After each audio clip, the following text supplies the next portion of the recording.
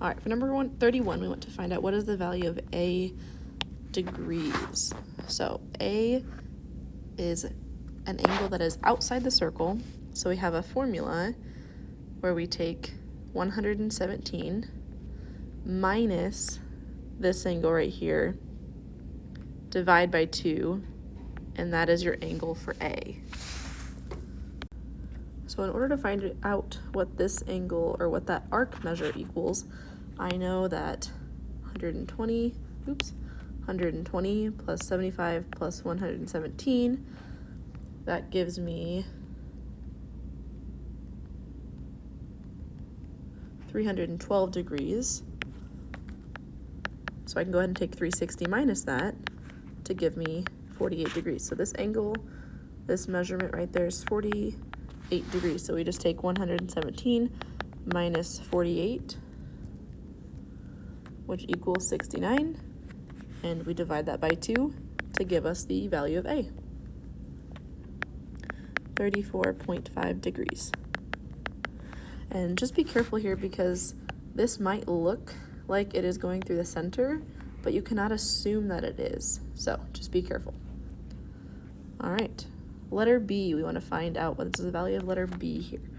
Again, we do not know that this is at the center, so we cannot use the fact that this 75 is the same degree as angle B. However, when my angle is on the inside, I can take my two intercepted arcs, 75 and 48, add those together, and divide by 2 to figure out what that angle is going to equal.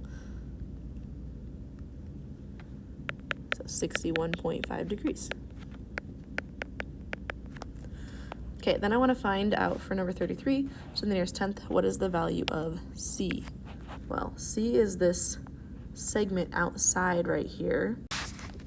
And there's a formula that says if we take that outer segment and times it by itself, that is going to be equal to the entire segment, which would be 15 plus 12 plus 13 times the outer chunk outside of the circle, which is 13. Okay, so now I have C times C, which is C squared, which is then equal to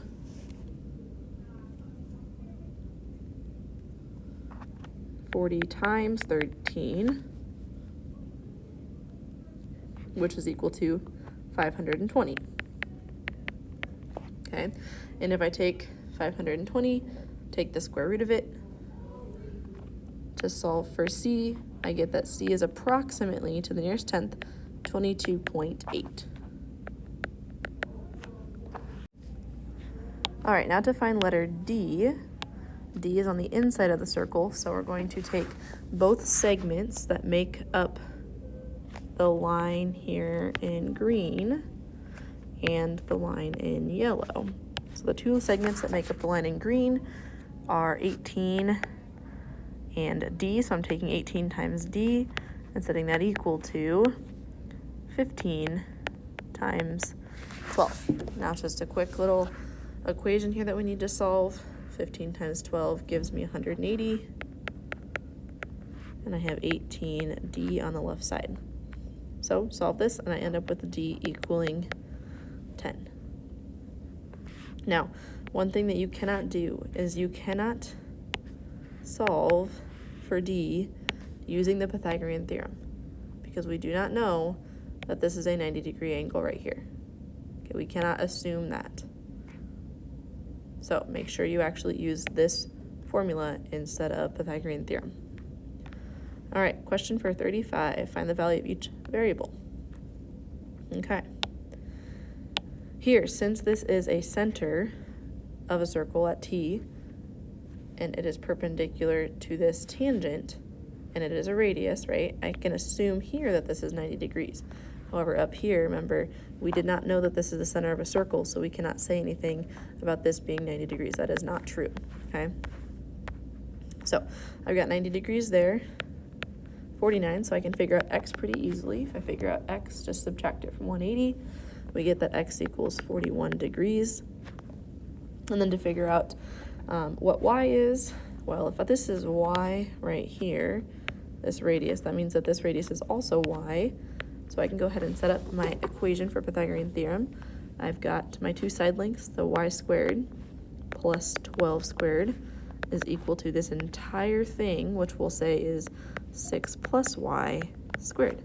Now I just go ahead and solve this. I get y squared plus 144 equals 6 plus y squared is really 6 plus y times 6 plus y. So you got to do the FOIL or the box method to give me 36 plus 12y plus y squared once it's all simplified. And I've got y squared plus 144 on the left side. My y squareds on both sides will cancel.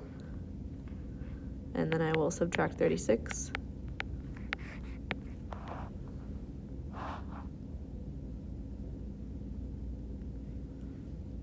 To give me 108.